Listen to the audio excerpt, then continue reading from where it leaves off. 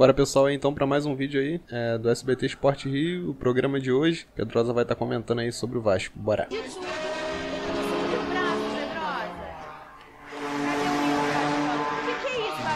O pirata. Passou o carro não, passou o barco. Olha o capitão aqui, ó. É o pirata. Vai secar o Vasco? Ficou aqui à tarde secando o Vasco ontem? Perdeu hora de sono também secando o Vasco? Mas passou o barco ou não passou o barco lá no Marcílio Dias. Teve uma hora que bateu o medinho? Não. Ah, tá. Nunca. Medo nenhum. Zero medo. Não, o meu medo é esse. Se o Vasco sentir medo do Marcílio Dias. O Vasco passou o barco, passou o carro, passou na fase de grupo da Copa do Brasil. O Cruz Maltino venceu o Marcílio Dias. Quem falou 3x1 ontem? Venê. Venê acertou o placar. Cadê? O Vasco começou a partida pressionando. Logo aos 10 minutos, Rossi deu belo passe para Verratti abrir o placar. Só que logo na sequência, Ayrton lançou na área, Pofo desviou e Zé Eduardo cabeceou no cantinho para deixar tudo igual. Mas o Cruz Maltino seguiu atacando. Adson fez bela jogada e parou em grande defesa do goleiro Felipe. O goleirão pegou, e após cobrança de falta de Rossi, Verratti desvia, a bola sobra para Adson marcar o seu primeiro gol com a camisa do Vasco. O terceiro quase saiu em cabeçada de Verratti, mas o goleiro do Marcílio salvou mais uma vez. O maior susto veio quando Paulo Henrique errou um lançamento e Zé Eduardo chutou de longe. No rebote, Tardelli quase deixou tudo igual. Técio ainda mandou uma bola na trave em mais um ataque do time da casa. Depois o camisa 11 ainda acertou um chute do meio da rua que Léo Jardim salvou. O alívio só veio quando o Galdames fez belo passe para David bater no canto e sacramentar a classificação para a próxima fase da Copa do Brasil. Final, Vasco 3, Marcílio Dias 1. Já tinha Ramon, Emiliano, Verratti, Medel e agora tem Galdames também para entrar nessa boa bossa. Sem dúvida, um cara que foi uma grata surpresa, uma indicação da 777 Partners, porque ele pertencia ao Genoa da Itália, que também é um time do grupo. Então aquilo que a gente sempre comenta aqui, né? Essa troca das holds, dos grupos terem muitos times, também é interessante. O Vasco se beneficiou disso. Então o Galdames caiu como uma luva. Foi o destaque ontem para você? Não, o destaque para mim ontem foi o Verratti. O Galdames foi um dos destaques, sem dúvida alguma. Mas o Verratti, para mim, foi o melhor em campo ontem. Uma partida extremamente participativa. Chegou a 4 gols nos últimos 3 jogos. É um cara que, quando está inspirado, ajuda muito o Vasco. Inclusive, o primeiro gol nasce de uma raspada de bola que ele recebe numa bola longa do Léo Jardim. Depois o Rossi também faz uma belíssima assistência, muito inteligente. O Marcílio Dias empata numa desatenção da zaga do Vasco, que inclusive no primeiro tempo estava muito desatenta, mas aí o grande craque do Vasco apareceu. E se chama Ramon Dias e também o filho dele, Emiliano Dias. O Vasco volta para o segundo tempo no 4-3-3, muda a formação, coloca o Sforza como primeiro volante, traz o Matheus Carvalho, que é outro cara que tem se destacado muito nesse time do Vasco da Gama. Depois o Rojas acaba se machucando, entra o João Vitor, o Ramon ainda não satisfeito, mexe novamente, coloca o David e o Praxedes e aí o Vasco chega ao terceiro gol para carimbar a classificação. Então foi uma brilhante atuação, Pedrosa? Não, mas foi uma atuação como tinha que ser feita. 3 gols fora de casa, sem o seu grande craque, e o grande craque do Vasco da Gama está no banco. Classificado e bem classificado para a alegria da torcida do Brasil e também em Santa Catarina. Ô, Venê Casagrande, gostou do Adson nessa partida? Eu ia falar do Adson, acho que eu gosto dele, tenho gostado desse início de, digamos assim, de trajetória dele com a camisa do Vasco. Acho que em breve vai se tornar titular.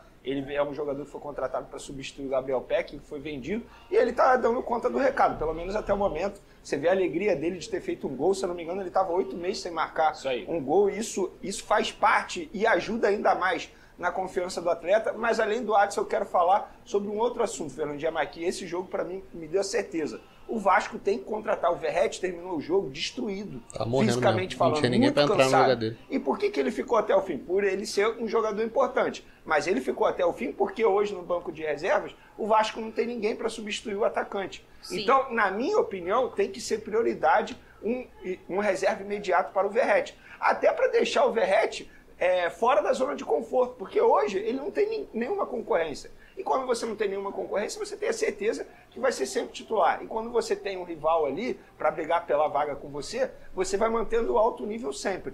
Então acho que esse jogo deu a certeza absoluta que o Vasco precisa, nessa janela de transferência, contratar um reserva imediato para o Verratti. E aí a gente falou do Verratti, não tem um reserva imediato para o Payet.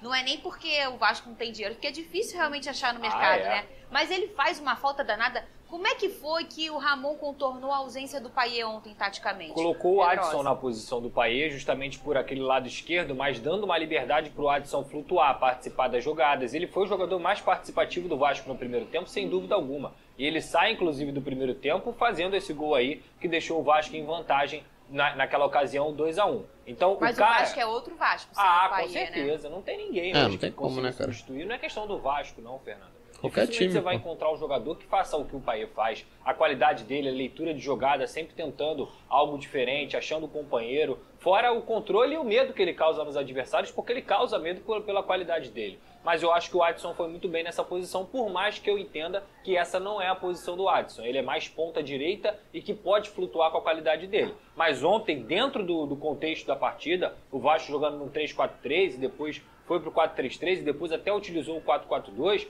o Adson conseguiu cumprir esse papel aí do Payet. O Payet, além de ser isso tudo que o Pedrosa acabou de mencionar, é um jogador decisivo. É um jogador que, numa cobrança de falta, ele pode decidir a partida e dar a vitória ao Vasco. Hoje, não tem ninguém para você substituir. E assim, é muito difícil você achar alguém para substituir o Payet. E aí, vamos lá, no rival, você vai substituir como o Arrascaeta.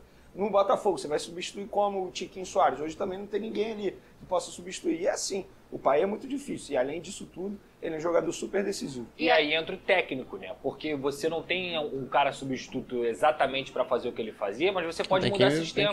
Pode jogar um Sforza, pode jogar o Matheus Carvalho caindo por aquele lado esquerdo, pode jogar o próprio Adson. E aí você tem o próprio Galdames, que vem se mostrando um cara com bola extremamente qualificado, mas sem bola ele precisa melhorar. Então uma eventual possibilidade ele pode ser utilizado nessa posição de meia. Então essa é a diferença de você ter um técnico, Fernanda. Porque um técnico, eu sempre falo aqui, o técnico ele é mais importante do que um grande craque. O técnico ele consegue mexer nas peças do time e achar soluções. É exatamente isso que o Ramon Dias faz. Falar em treinador, Pedrosa, depois dessa partida, o auxiliar Emiliano Dias elogiou o time. Cadê? Tem que elogiar. Era um jogo para lutar e o Vasco lutou e pudo conseguir o triunfo que acho que foi o mais importante. Hubo coisas muito boas que fizemos. Muitas coisas para melhorar, como sempre, mas estamos um jogo muito difícil.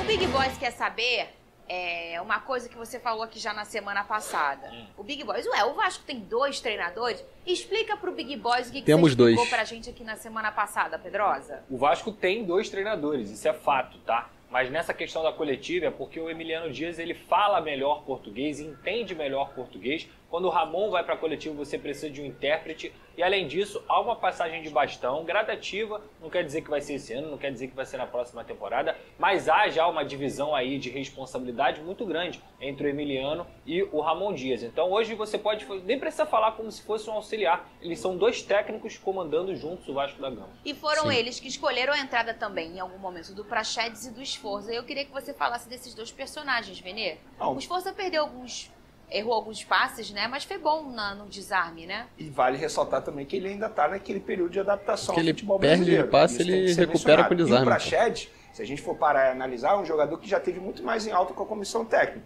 Ele perdeu um pouco de espaço. Hoje ele é reserva, não tem jeito. Em alguns momentos, na temporada passada, a gente até via o Praxedes como titular. Mas é um jogador que tem a confiança da comissão técnica. Embora, acho que ele precise melhorar bastante ainda. Agora, será que vai melhorar ou esse é o nível máximo do Praxedes? A gente não tem nenhuma certeza. A gente vai ver durante a temporada 2024. Pedrosa, e o Vasco no mercado? Tem drone sobre isso? Cadê o drone? Ele viu, é verdade. Não, pior que não. Pior que não. Não está fechado para balanço. Só para atualizar algumas situações aqui, por exemplo.